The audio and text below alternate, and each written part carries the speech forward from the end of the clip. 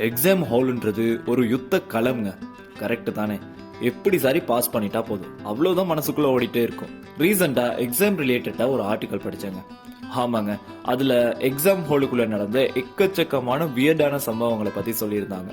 ஜப்பான்ல மினி ரெக்கார்டர்ல ஆன்சரை பிளே பண்ணி எழுதிட்டு இருந்த ஒருத்தர் எக்ஸிடென்டலா சத்தமா பிளே பண்ணதால மாட்டிட்டாராம்.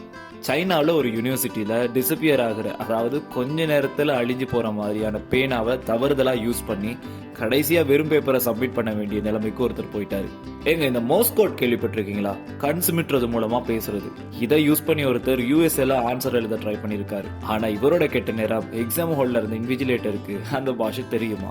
இந்தியாவில் எக்ஸாம் எழுதிட்டு இருந்த ஒருத்தரோட கால்குலேட்டரை ஜன்னல் வழியா வந்த குரங்கு தூக்கிட்டு போயிருச்சான். இதெல்லாம் வாட்சிட்டு இருக்கும் போது தாங்க நாம பண்ண அட்டகாசம் எல்லாம் எனக்கு ஞாபகம் வந்துச்சு.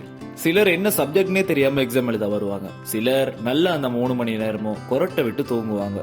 சிலர் கேள்வியே ஆன்சரா எழுதி வைப்பாங்க. சிலர் பேப்பரை கரெக்ட் பண்றவருக்கு 1000-500ன்னு வச்சு சோக கதைகளை எழுதுவாங்க. சிலர் பாட்டு, கவிதை, படம்னு ஏதாவது எழுதி வச்சிருப்பாங்க.